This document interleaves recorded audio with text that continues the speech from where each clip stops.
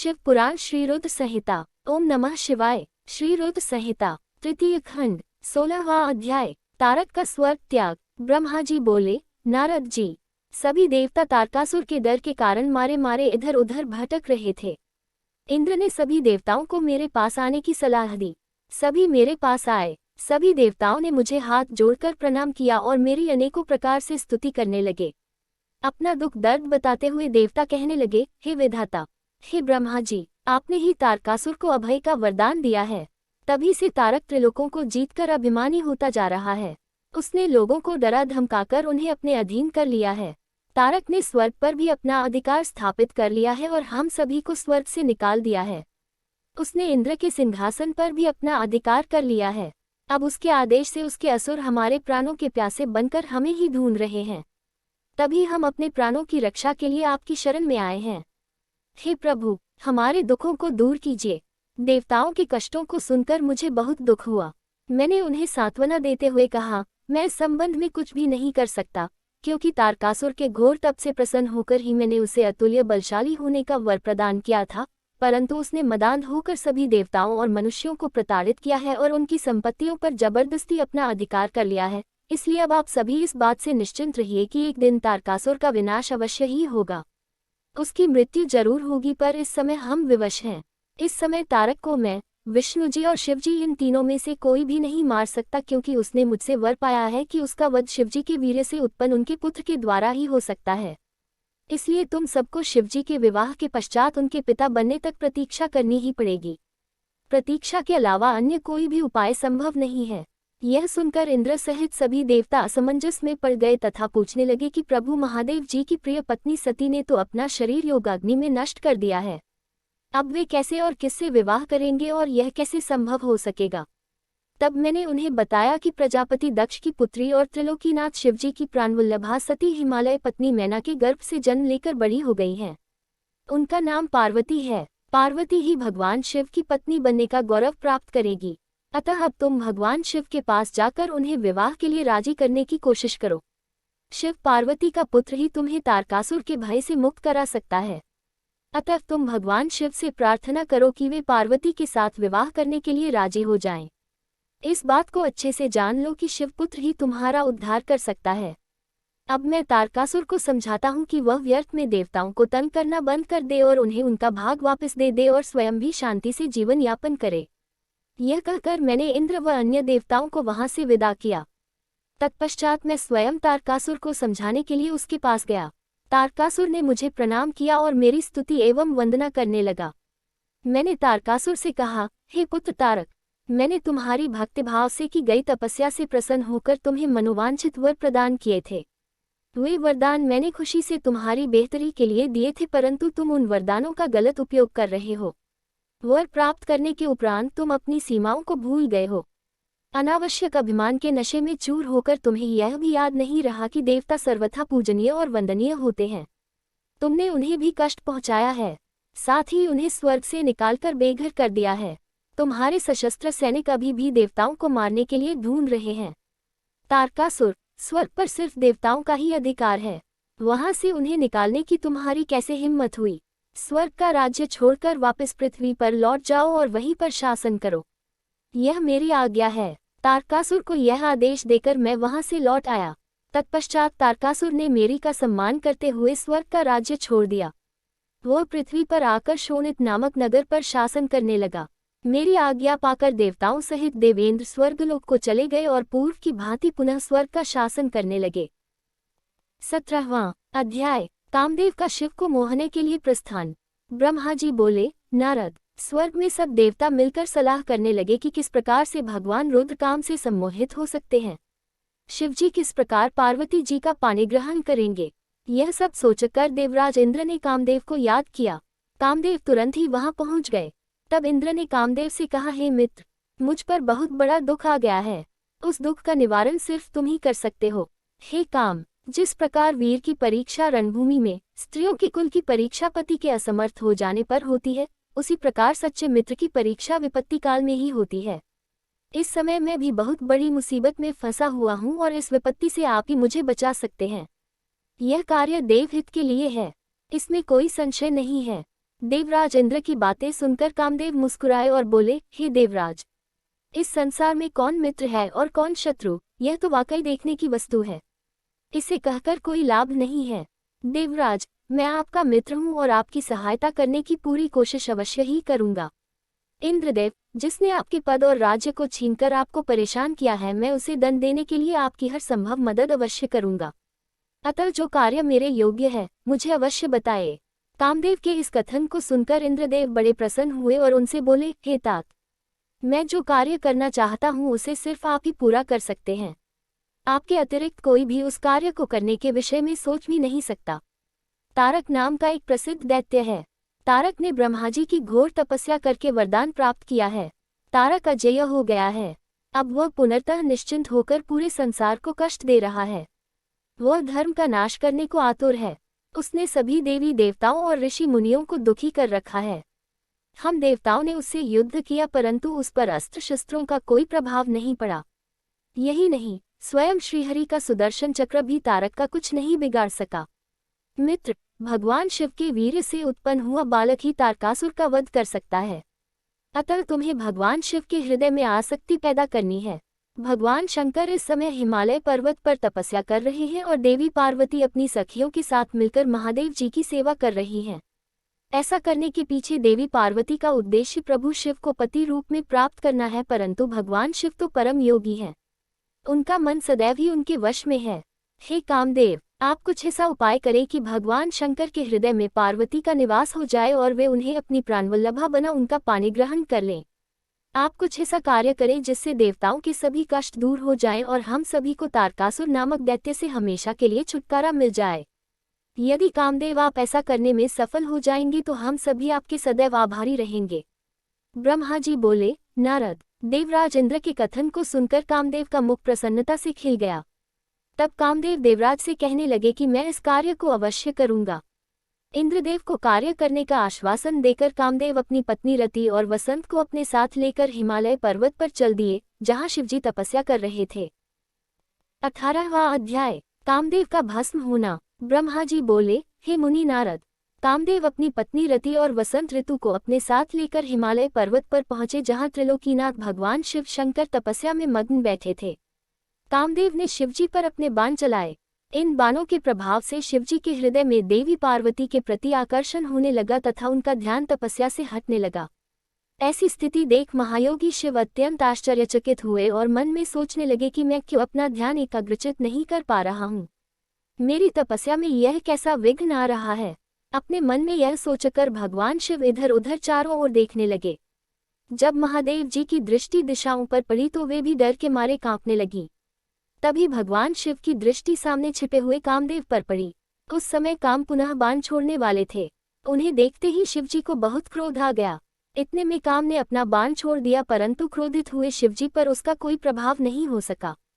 वह बाण शिवजी के पास आते ही शांत हो गया। तब अपने बाण को बेकार हुआ देख कामदेव डर से कांपने लगे और इंद्र आदि देवताओं को याद करने लगे। सभी देवतागण वहां आ पहुंचे और महादेव जी को प्रणाम करके उनकी भक्तिभाव से स्तुति करने लगे।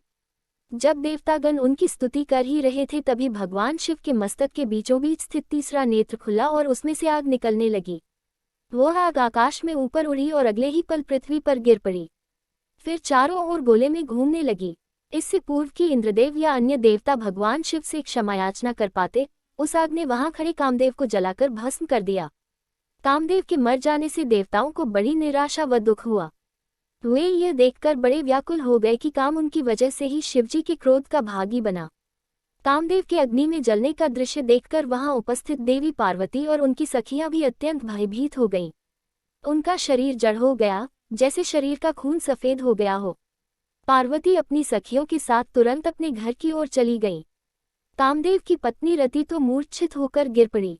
मूर्छा टूटने पर वह जोर जोर से विलाप करने लगी, अब मैं क्या करूं, कहाँ जाऊं? देवताओं ने मेरे साथ बहुत बुरा किया, जो मेरे पति को यहाँ भेजकर शिवजी के क्रोध की अग्नि में भस्म करा दिया। हे स्वामी, हे प्राण प्रिय, ये आपको क्या हो गया? इस प्रकार देवी रति रोती बिलखती हुई अपने सिर के बालों को जोरों से नोचने लगी। उनके करुण क्रंदन को सुनकर समस्त चराचर जीव भी अत्यंत दुखी हो गए। तत्पश्चात इंद्र आदि देवता वहां देवी रति को धैर्य देते हुए उन्हें समझाने लगे। देवता बोले, हे देवी, आप अपने पति कामदेव के शरीर की भस्म का थोड़ा सा अंश अपने पास रख लो और अनावश्यक भय से मुक्त हो जाओ। त्रिलोकीनाथ करुणानिधान शिवजी अवश्य ही कामदेव को पुनः जीवित कर देंगे, तब तुम्हें पुनः कामदेव की प्राप्ति हो जाएगी। वैसे भी संसार में सब कुछ पूर्व निश्चित कर्मों के अनुसार ही होता है, अतः आप दुख को त्याग दें, भगवान शिव अवश्य ही कृपा करेंगे। इस प्रकार देवी रति को अनेक आश्वासन देकर सभी देवता शिवजी के पास गए और उन्हें प्रणाम करते हुए कहने लगे, हे भक्तवत्सल, हे त्रिलोकीनाथ, भगवान आप कामदेव के ऊपर किए अपने क्रोध पर पुनः विचार अवश्य करिए। कामदेव यह कार्य अपने लिए नहीं कर रहे थे, इसमें उनका निजी स्वार्थ कतई नहीं था। हे भगवान, हम सभी तारकासुर के सताए हुए थे, उसने हमारा राज्य छीनकर हमें स्वर्ग से निष्कासित कर दिया था, इसलिए तारकासुर का विनाश करने के लिए ही कामदेव ने यह कार्य किया था। आप कृपा करके अपने क्रोध को शांत करें और रोती बिलखती कामदेव की पत्नी रति को समझाने की कृपा करें, उसे सांत्वना दें, अन्यथा हम यही समझेंगे कि आप हम सभी देवताओं और मनुष्यों का संहार करना चाहते हैं। हे प्रभु, कृपा कर रति का शोक दूर करें। तब सदाशिव बोले, हे देवगणों, हे ऋषियों, मेरे क्रोध के कारण मैंने कामदेव को अपने तीसरे नेत्र से भस्म कर दिया है। जो कुछ हो गया है उसको अब बदला नहीं जा सकता, परंतु कामदेव का पुनर्जन्म अवश्य होगा। जब विष्णु भगवान श्री कृष्ण का अवतार लेंगे और रुक्मणी को अपनी पत्नी के रूप में स्वीकारेंगे, तब देवी रुक्मणी के गर्भ से श्री कृष्ण के पुत्र के रूप में कामदेव जन्म लेंगे। उस समय कामदेव प्रद्युम्न नाम से जाने जाएंगे। प्रद्युम्न के जन्म के तुरंत बाद ही शंबर नाम का असुर उसका अपहरण कर लेगा और उसे समुद्र में फेंक देगा। रति, तब तक तुम्हें शंबर के नगर में ही निवास करना होगा, वहीं पर तुम्हें अपने पति कामदेव की प्रद्युम्न के रूप में प्राप्ति होगी। वहीं पर प्रद्युम्न के द्वारा शंबरासुर का वध होगा। भगवान शिव की बात सुनकर देवताओं ने प्रसन्नतापूर्वक उन्हें प्रणाम किया और बोले, हे देवाधिदेव महादेव, करुणानिधान, आप कामदेव को जीवन दान दें और कामदेव के पुनर्जन्म तक देवी रति के प्राणों की रक्षा करें। देवताओं की यह बात सुनकर करुणानिधान भगवान शिव ने कहा कि मैं कामदेव को अवश्य ही जीवित कर दूंगा, वह मेरा गण होकर आनंदपूर्वक जीवन व्यतीत करेगा। अब तुम सब निश्चिंत होकर अपने अपने धाम को जाओ। ऐसा कहकर महादेव जी भी वहां से अंतर्धान हो गए। उनके कहे वचनों से देवताओं की सभी शंकाएं दूर हो गईं।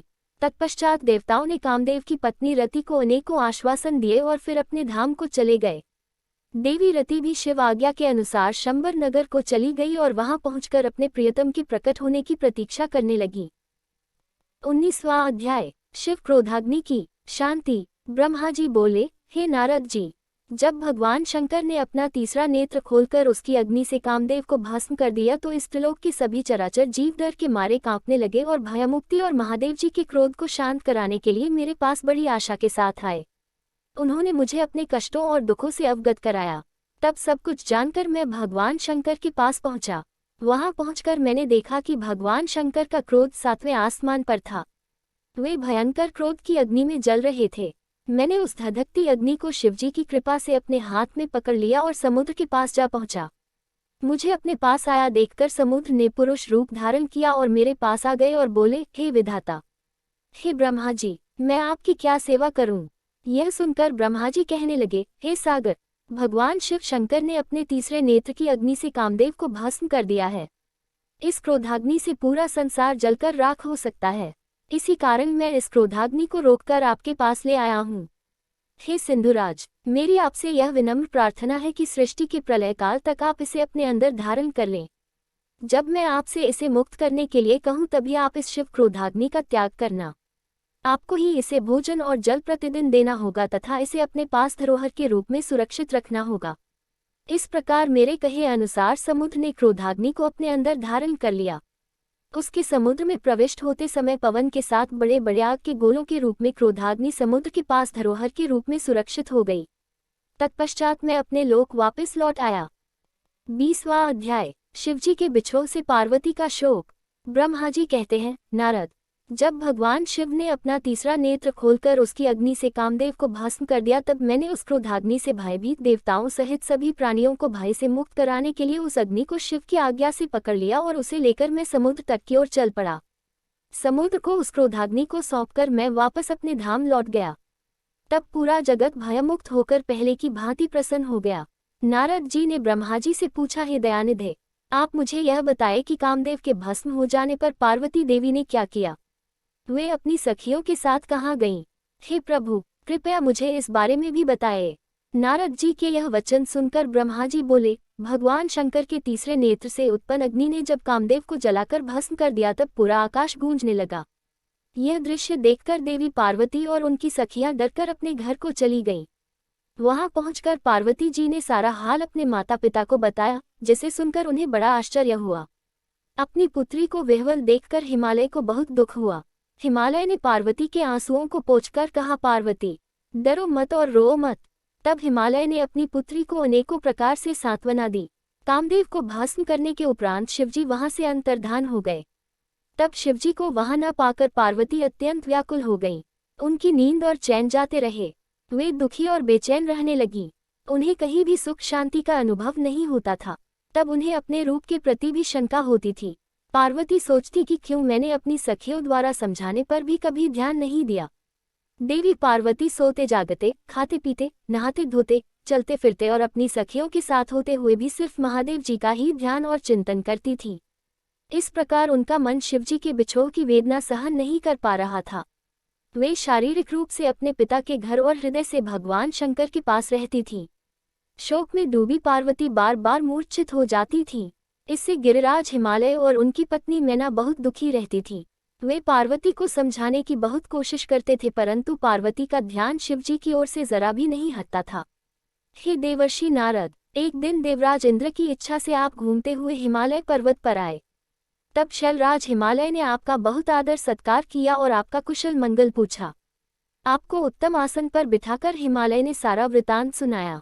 हिमालय ने बताया कि किस प्रकार पार्वती जी ने महादेव जी की सेवा आरंभ की। इसके बाद अपनी पुत्री के शिव पूजन से लेकर कामदेव के भस्म होने तक की सारी कथा आपको सुनाई। यह सब सुनकर आपने गिरिराज हिमालय से कहा कि आप भगवान शिव का भजन करें। तत्पश्चात हिमालय से विदा लेकर आप एकांत में गुमसुम बैठी देवी पार्वती के पास आ गए। तब उनका हित करने की इच्छा से आपने उन्हें इस प्रकार सत्य वचन कहे। आपने कहा, हे पार्वती, तुम मेरी बातें ध्यानपूर्वक सुनो। तुम्हारी यह दशा देखकर ही मैं तुमसे यह बात कह रहा हूँ। तुमने हिमालय पर्वत पर पधारे महादेव जी की सेवा की, परंतु तुम्हारे मन में कहीं न कहीं अहंकार का वास हो गया था। शिव भक्तवत्सल हैं। वे अपने भक्तों पर सदैव अपनी कृपा दृष्टि बनाए रखते हैं। वे विरक्त और महायोगी हैं। तुम्हारे अंदर उत्पन्न हुए अभिमान को तोड़ने के लिए ही सदाशिव ने ऐसा किया है। अतः तुम उन्हें तपस्या द्वारा प्रसन्न करने का प्रयत्न करो। तुम चिरकाल तक उत्तम भक्ति भाव से उनकी तपस्या करो। तुम्हारी तपस्या से प्रसन्न होकर महादेव जी निश्चय ही तुम्हें अपनी सहधर्मिणी बनाना स्वीकार करेंगे। यही शिवजी को पति रूप में प्राप्त करने का एकमात्र साधन है। हे नारद, आपकी यह बात सुनकर देवी शिवा हर्षित होते हुए इस प्रकार बोली, हे मुनिश्रेष्ठ, आप सब कुछ जानने वाले तथा इस जगत का उपकार करने वाले हैं। अतः आप शिवजी की आराधना के लिए मुझे कोई मंत्र प्रदान करें। तब आपने पार्वती को पंचाक्षर शिव मंत्र ओम नमः शिवाय का विधिपूर्वक उपदेश दिया। इसके प्रभाव का वर्णन करते हुए आपने कहा, यह मंत्र सब मंत्रों का राजा है और सभी कामनाओं को पूरा करने वाला है। यह मंत्र भगवान शिव को बहुत प्रिय है। यह साधक को भोग और मोक्ष प्रदान करने वाला है। इस पंचाक्षर मंत्र का विधिपूर्वक व नियमपूर्वक जाप करने से शिवजी के साक्षात दर्शन होते हैं। देवी, इस मंत्र का विधिपूर्वक जाप करने से तुम्हारे आराध्य देव करुणानिधान भगवान शिव शीघ्र ही तुम्हारे समक्ष प्रकट हो जाएंगे। अतः तुम शुद्ध हृदय से शिवजी के चरणों का चिंतन करती हुई इस महामंत्र का जाप करो। इससे तुम्हारे आराध्य देव संतुष्ट होकर तुम्हें दर्शन देंगे। अब देवी पार्वती, तुम इस मंत्र को जपते हुए शिवजी की तपस्या करो। इससे महादेव जी वश में हो जाते हैं। उत्तम भाव से की गई तपस्या से ही मनोवांछित फलों की प्राप्ति होती है। ब्रह्मा जी बोले, नारद, तुम भगवान शिव के प्रिय भक्त हो। तुम अपनी इच्छानुसार जगत में भ्रमण करते हो। तुमने देवी पार्वती को सभी कुछ समझाकर देवताओं के हित का कार्य किया। तत्पश्चात तुम स्वर्गलोक को चले गए। तुम्हारी बात सुनकर देवी पार्वती बहुत प्रसन्न हुई।